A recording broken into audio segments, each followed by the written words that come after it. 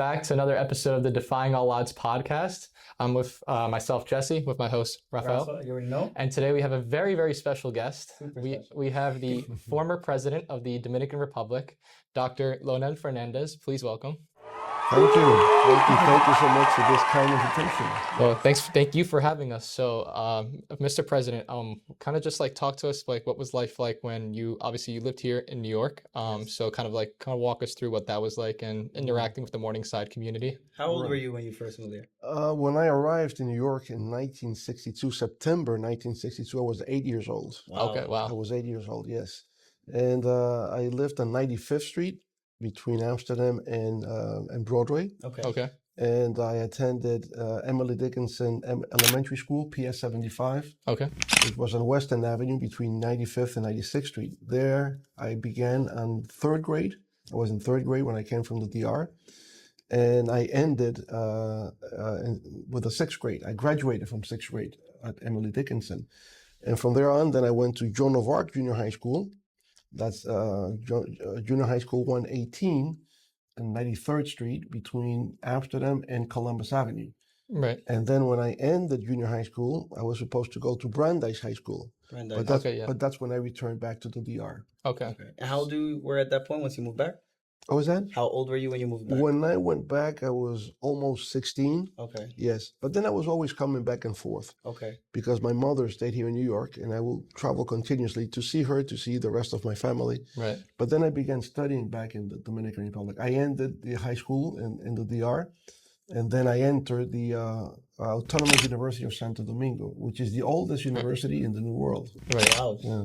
For those of you watching back home in DR, that's La UAS. That's correct. You're right. See.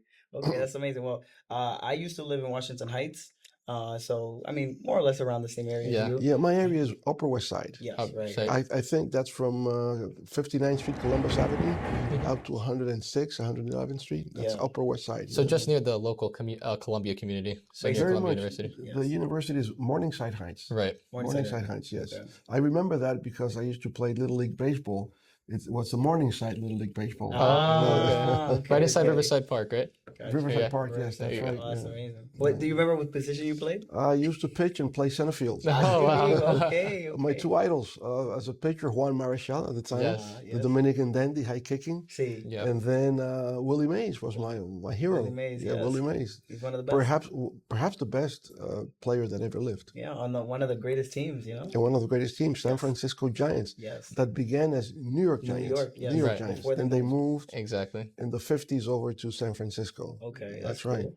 That's cool. So obviously when you left back to go back to the Dominican Republic and you went to study in La UAS, can you guide us kind of like what led you to your path in politics and kind of like what led you like down that path and eventually when you ran for president the first time? I think it began unconsciously back in the DR before I came to New York. Trujillo had been assassinated a year before in 1961. I never knew Trujillo was a dictator. I mean, I was too young to know about those things. Right. But after his death, I remember I had a neighbor who was older than me. He was about 15 years old. I was 8. And then he was telling me about, all the cruelty in which Trujillo incurred, the people he tortured and killed. And so that was the first time I heard about it. But then also in my block where I was living, they put a commending spot by 14 de Junio, a movement, 14th of June, a political movement. And each day they will speak about those who died, from the military expedition against Trujillo. Okay. And the anthem of the movement. And so that stayed in my head. When I came to New York, that was still within me. Now, living here in New York, my mother would gather some of her friends on weekends and speak about Dominican politics. Okay. And I always saw in my house many publications from Dominican Republic, daily newspapers, magazines, etc.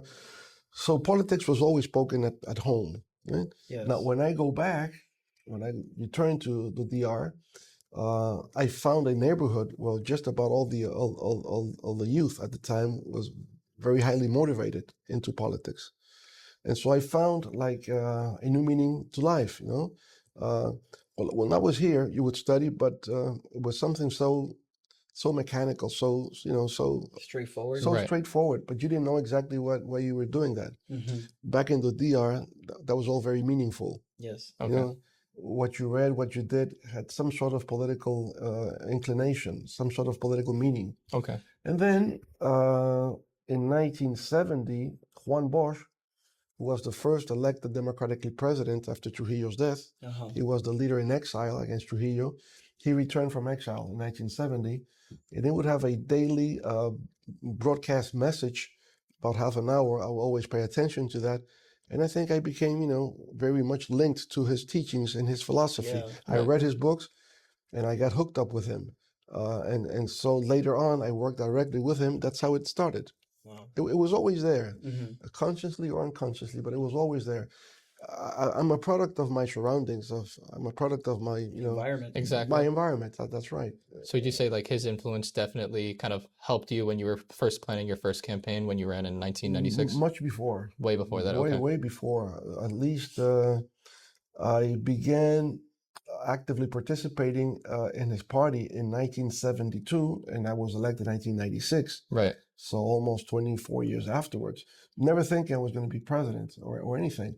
I participated because I thought I couldn't be indifferent to what was taking place in the country. Right. You need some sort of, active participation. Yes. Absolutely. And try to make some sort of contribution for a change in the Dominican Republic at the time. Right. Yeah. I noticed one thing that you did during your time was build a lot of infrastructure, increase the economy, and try to stabilize everything. Because, like you said, for the time, it was very, in some ways, unorganized, right? And you tried to kind of get it on a steady path. Right. That's correct. I think the major factor that can perhaps explain my administration was the idea of modernization. Right. How can we modernize the Dominican Republic? And that required infrastructure necessarily. And that's how we built the Santo Domingo Metro. Yes. Right. Yes. And all Which the is highways. definitely used a lot now. Right. It's very prevalent in the capital, which Yeah. we've seen the population increased almost, 2-3-fold over the years. Over 100 million users each year. Wow. They use the metro system. That means about 10 times Dominican population. Wow. We are 11 million people, Yes. and over 120 million use the metro each year. So it's about 10 times the Dominican population. That's amazing. Users of the metro system. It's amazing. I think it's a project that has had an enormous impact in the DR, and even this government is expanding the system. Right. Yes. So that means it has become not something of a specific or administration, but something that is part of a state compromise with the population. What would you say is like one of the biggest differences? Obviously, so you were president from 1996 to 2000, and then you came back in 2004 until you left your term in 2012, right? Yeah. What would you say was like the biggest differences in terms of policy that you had from when you were first in office to when you were in your second and third terms from 2004 to 2012?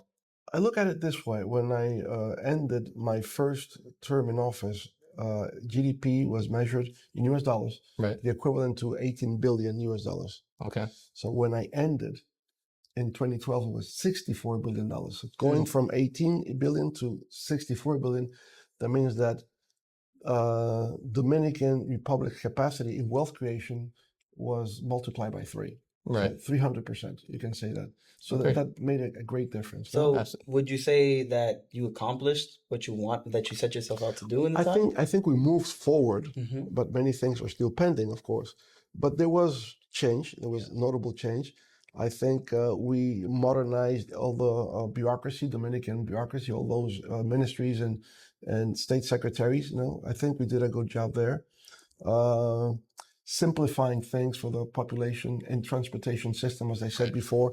Education, for the first time, we were able to guarantee free access to the whole population to a public educational system.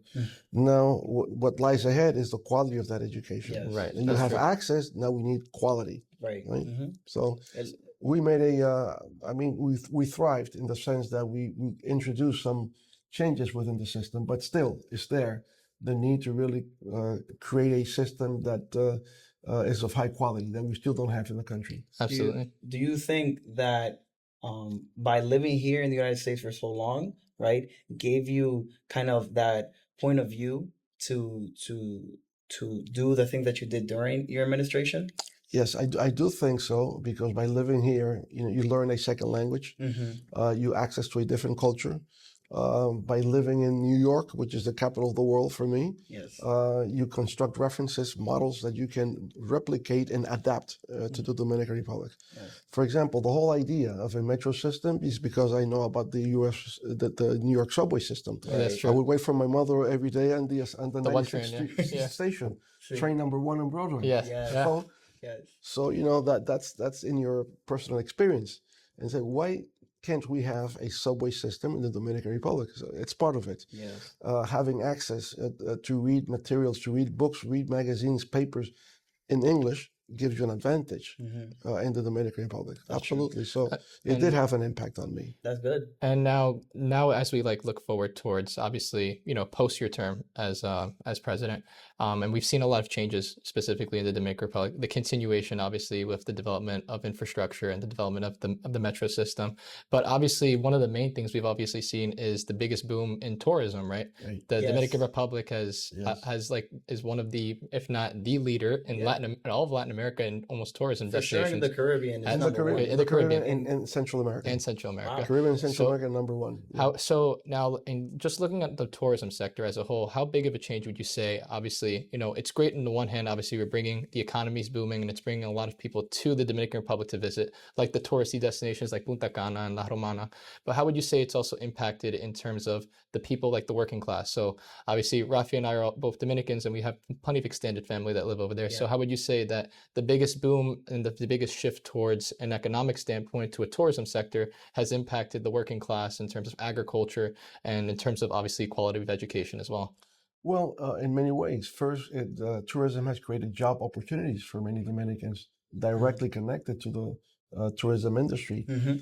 And directly because if you have the agricultural sector, you need to produce more agricultural goods that will go to the tourists. Yeah. Right. So you're not only feeding the Dominican population, but also those tourists that come in. They will Right. eat rice and meat and, Exactly. and Yes. beans, right? And Dominican beef. A big part of our Dominican diet. It's part of the Yeah, Dominican arroz con diet, pollo. arroz con pollo, Yeah. right? So Yes. yes, it has impacted in many ways and has transformed the Dominican Republic, giving us more visibility internationally. Right.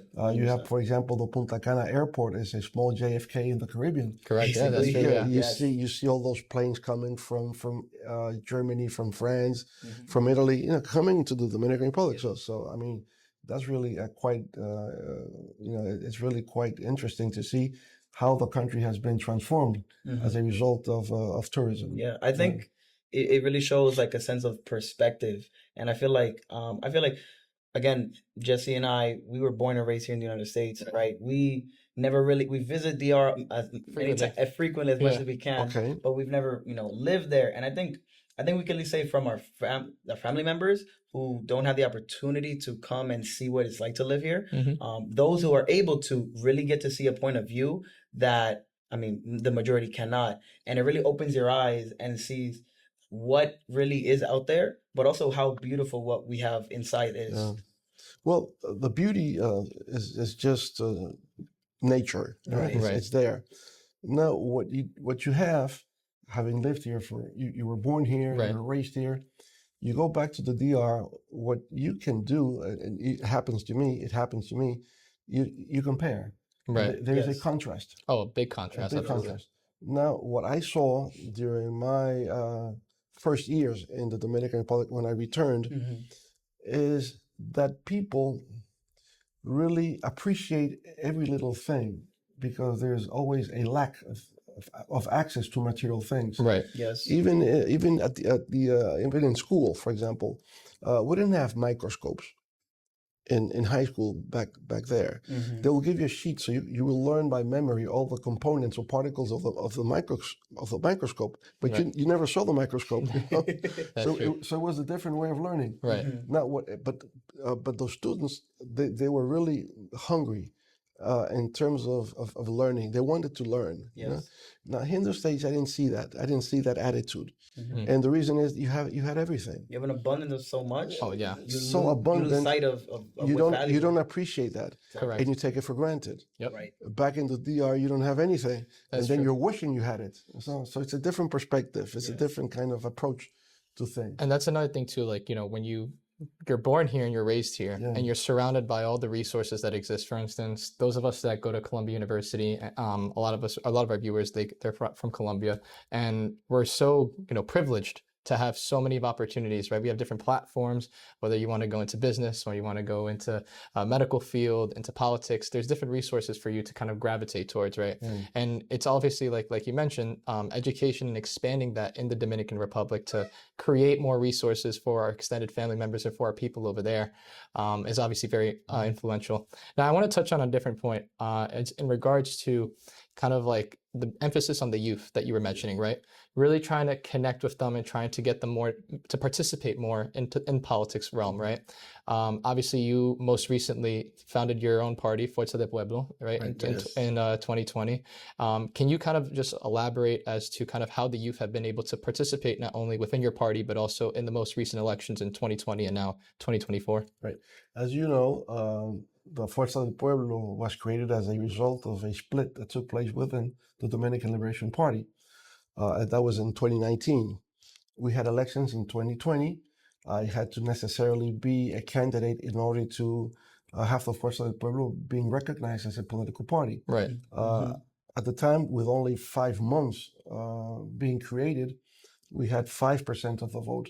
With an alliance with the Partido Reformista, we came up to almost 9%. Okay. So, it was a very low showing, but it was just There was 5-6 something. months Right. in between. Now, in 2024, we came in as the second most important party in the country with almost 30% of the vote in just 4 years.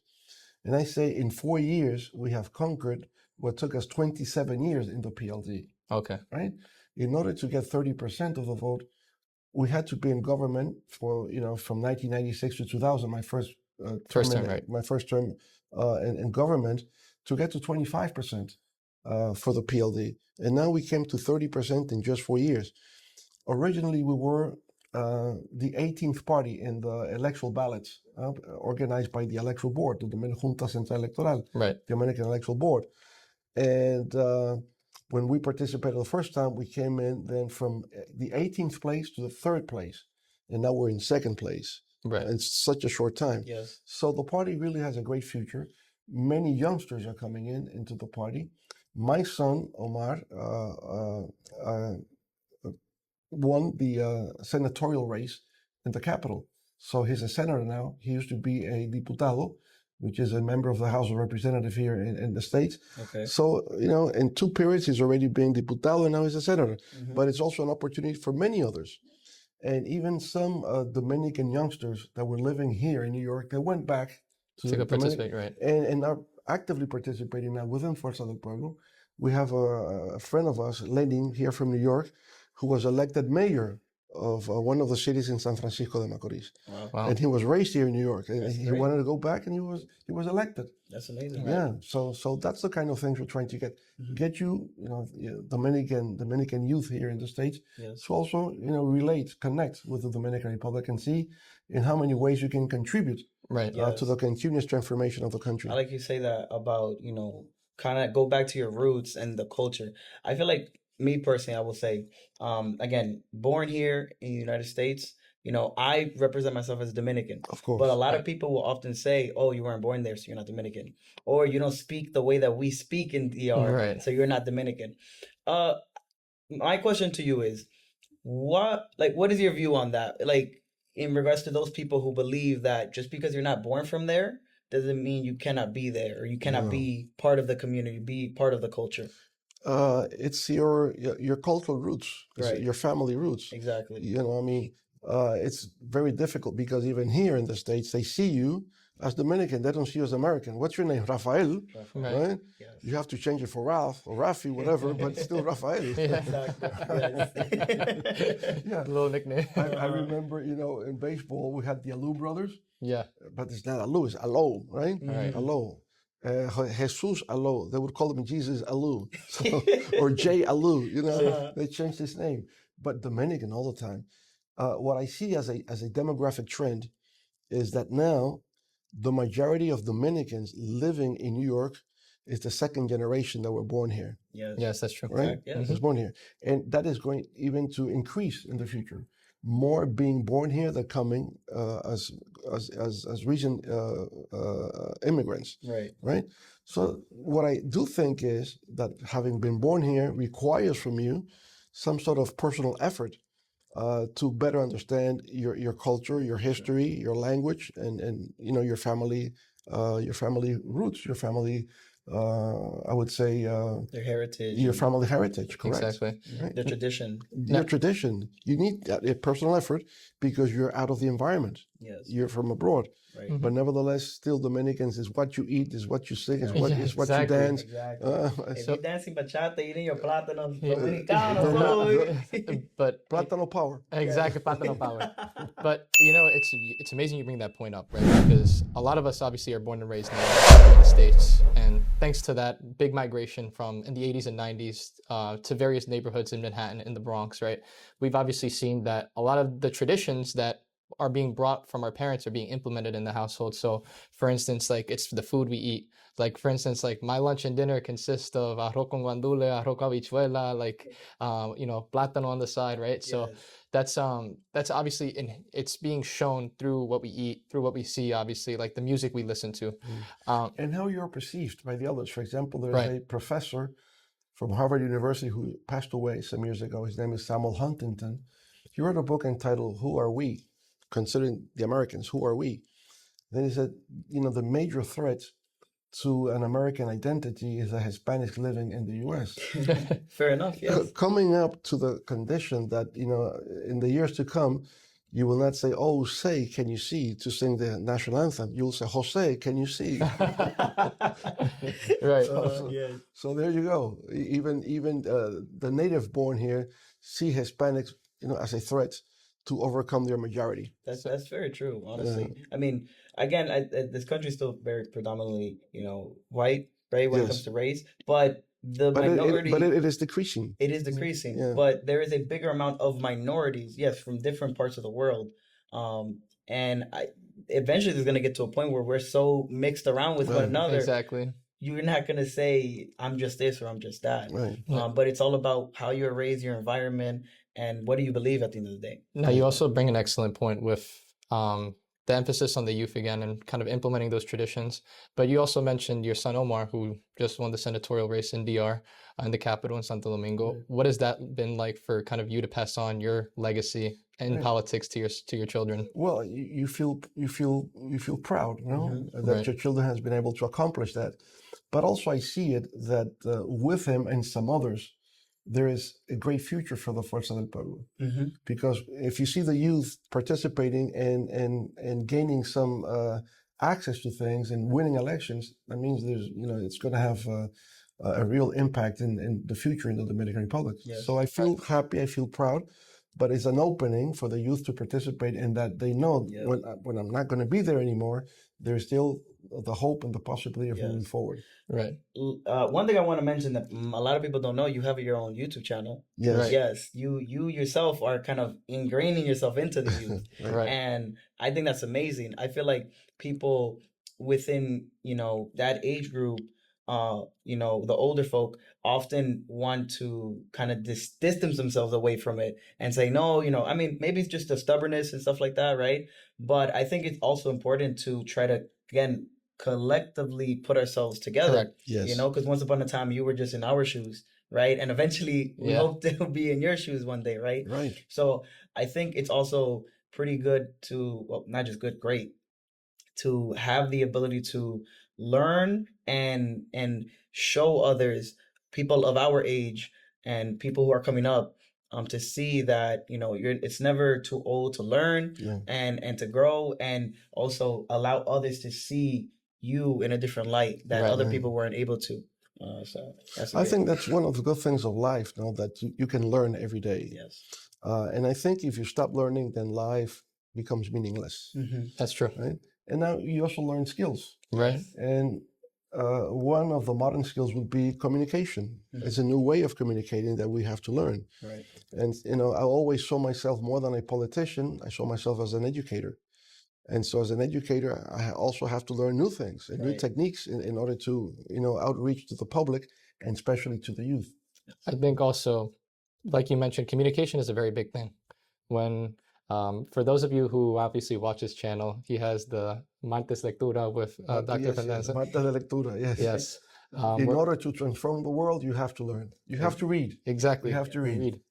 Education is obviously very important, and so is communication, right? Communicating with our peers. Now, in relation to a lot of like the kind of issues that are facing our country today, here in the U.S. as well as in the Dominican Republic, how would you say like a lot of them kind of stem from influences from the U.S., right? Obviously, here in the U.S., immigration has been a big topic in the most recent election, but also in the Dominican Republic, we also have immigration come up as well with the Haiti and the Dominican border. So what would you say like the influences the U.S. kind of have on the issues that are being faced right now in the Dominican Republic?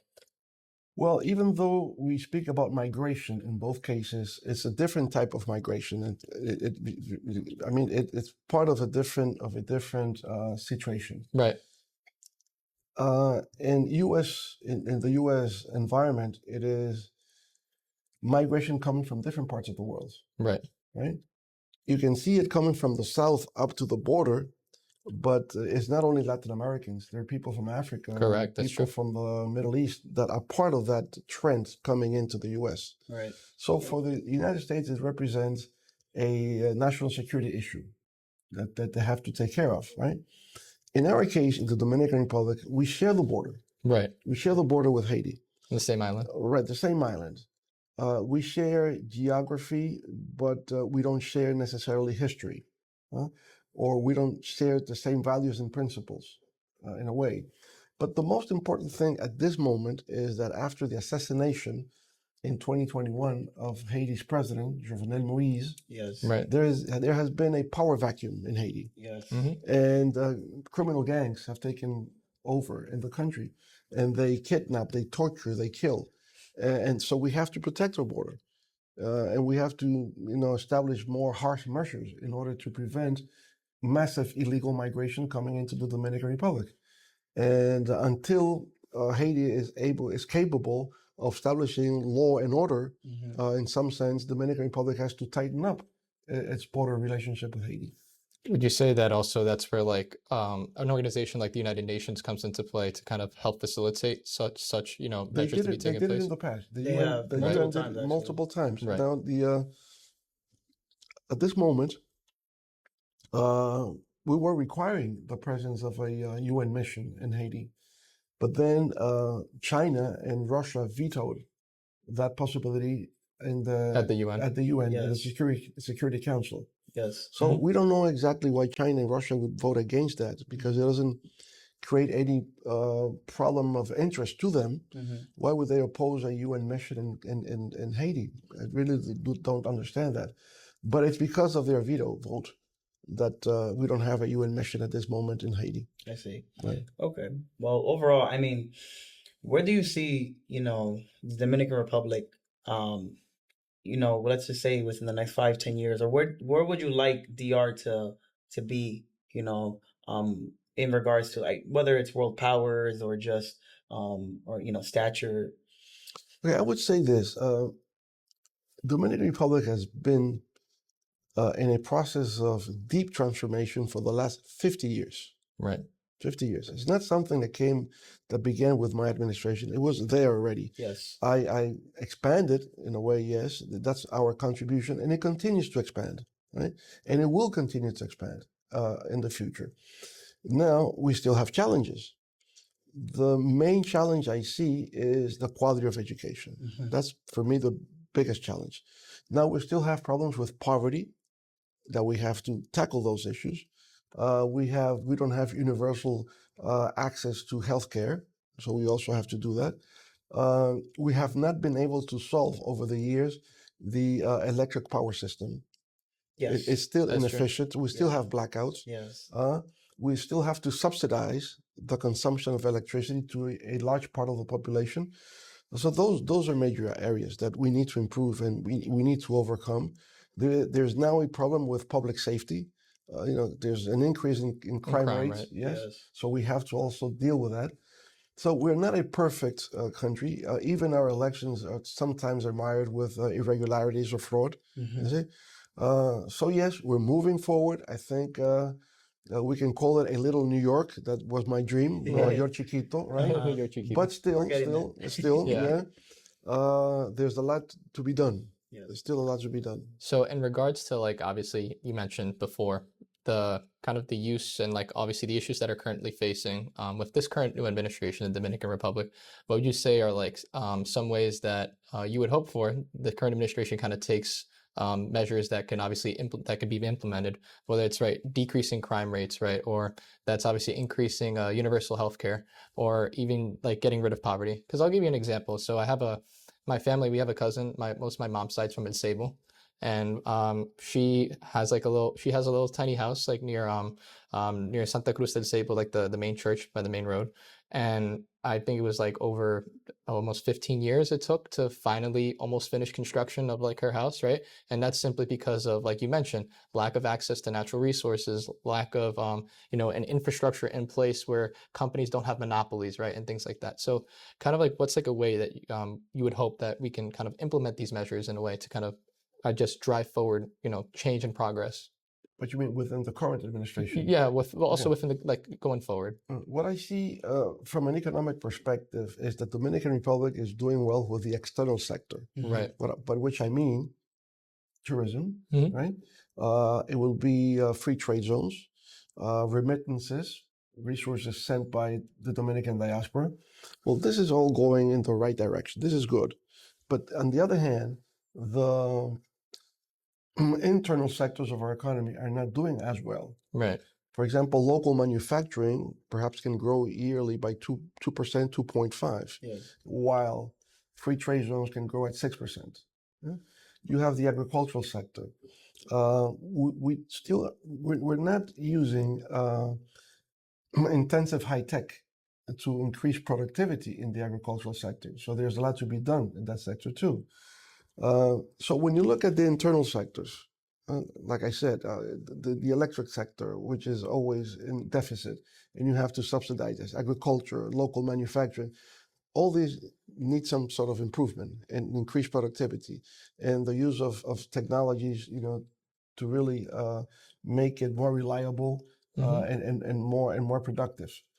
So we have two Dominican Republic at the same time. So it's light and darkness. Yes. Right. And the whole thing would be, how can we finally, whatever government comes into place, whichever, but finally overcome the problems with electricity, eliminate those blackouts. It has to be financially sustainable. We have to have a mix between renewables and traditional. So these are the areas that I think we have to tackle.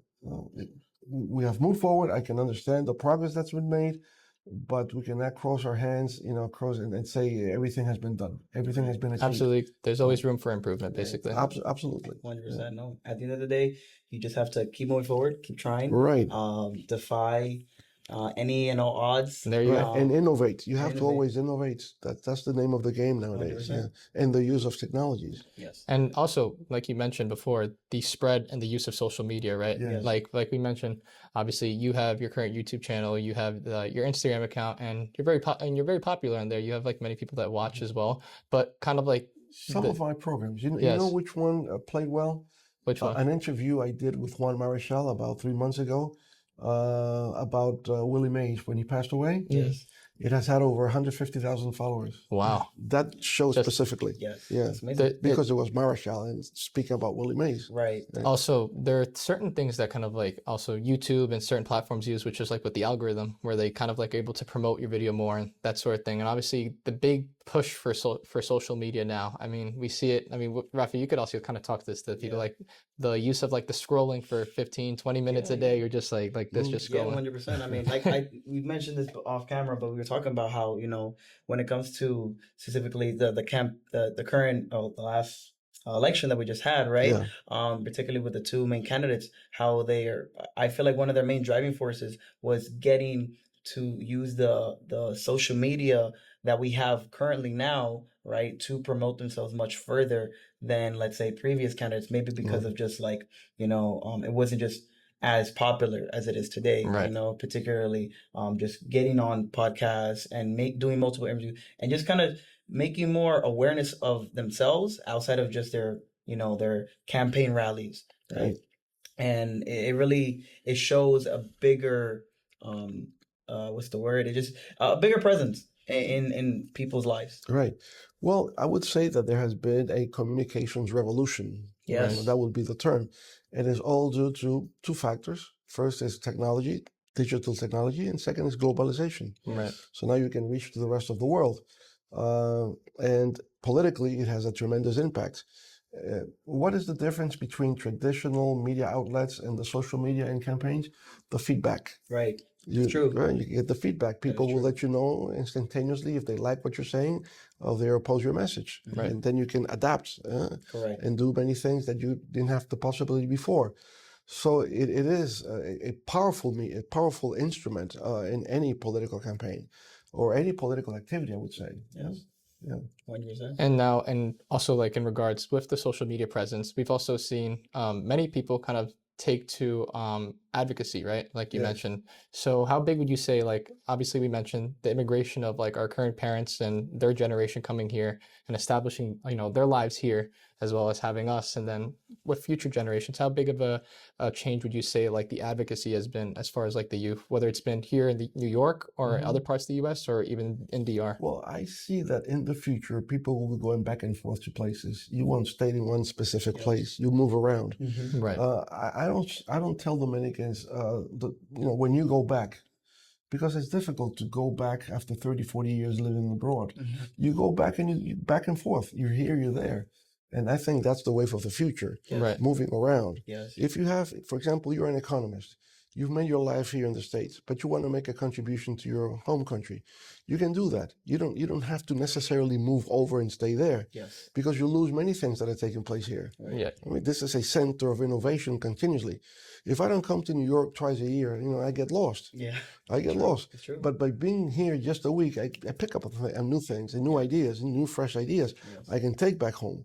But, so I think people will it's in a circular economy for everybody. That's beautiful. You move around. You're here for a month, then you move to some other places and you pick up from everywhere and you create something new. Yeah. Right. And then also kind of the influences that we have here and we implement them when we come back and we go home, right? You see it a lot with the use of social media over there, how that's expanded, right? Yes. A lot of traditions that we have here. You see people celebrating Thanksgiving now in the Dominican Republic. That's true. Happy Thanksgiving to those who are watching. Happy Thanksgiving. Yes. And happy holidays. And happy holidays. Christmas is almost here. Yes. Yes.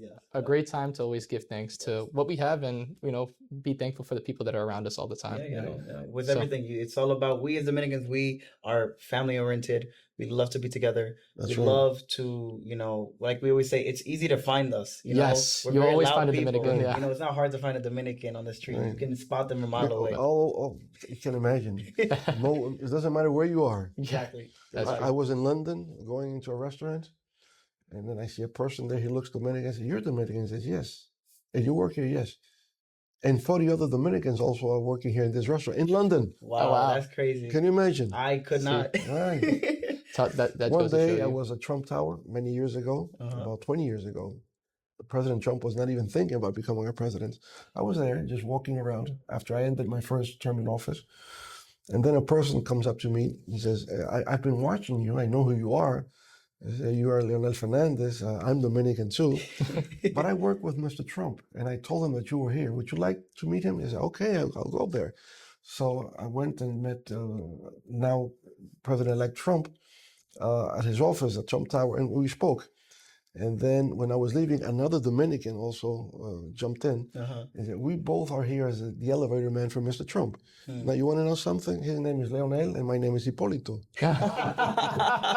Wow, no, that's crazy. Can you imagine? Small world. Small world. New York City's big, but again, you can find so many little stories like that every single day. And just the influences. You find Dominicans everywhere. Yes. You come into this building, the man out down there, he's Dominican. There you go. Yeah. And also, I know, speaking of this building, we are currently at the Global Foundation for Democracy and Development. If you want to just give a shout out about what your foundation is. Yes, the Global Foundation for Democracy and Development, GFDD, is like a think tank. It was created originally in the year 2000 in the Dominican Republic. And the idea was to do research on globalization in its different dimensions or manifestations and its impact in the Dominican Republic and the rest of Latin America. And that's what we have done over the years, adding something like the film industry in the Dominican Republic and also promoting Dominican culture abroad. That's amazing. Wow. So definitely a global impact as we see it, and just in the name itself. Yeah, no, that's great. No, it's just touching lives, touching, spreading the cause. Right. That's all we want. So. This is it. So But at the end of the day, I'm sorry. So we'll also have the links down below in the description for if you want to go find President Fernandez's Instagram, YouTube, obviously his lecture series as well, Yeah, his foundation, everything and like his that. foundation. So yeah. So that'll all be down in the description. But I think that's all the time we have. No, right, it was a Rafi? pleasure. It's No, a thank you, pleasure. Rafael. Thank you so Thank much. you. My Thank you. Thank you so congratulations much, to both Mr. of President. you for your achievements here. Remind you once again that we're very proud of what you do. Thank you so Thank much, We're Mr. proud of President. all your accomplishments. We really Appreciate appreciate it. it. Yeah. Thank Right. And thank you so much for having us here. We Yes. really It's appreciate been the a invite. pleasure. It's This is same fun. here. Yeah, that's Thank cool. you. It's very cool. yeah. When my grandma sees this. Or my uncle, my mom, my grandma, Yeah. everybody. Hi, mom. Hi, mom. Right? So thanks so much for you guys joining today. Obviously, we learned a great amount from the former president, Dr. Fernandez, and we'll make sure that I hope you guys enjoyed, obviously, and learned a tremendous amount. And then that's it, right? So remember to always defy all the odds. Yes. And this is your boy Jesse signing off. Rafa, as always, and again, Leonel. Once again, Leonel Fernández. That's me. Yes. there. Yes. All right. See ya. Have a good one. Deuces.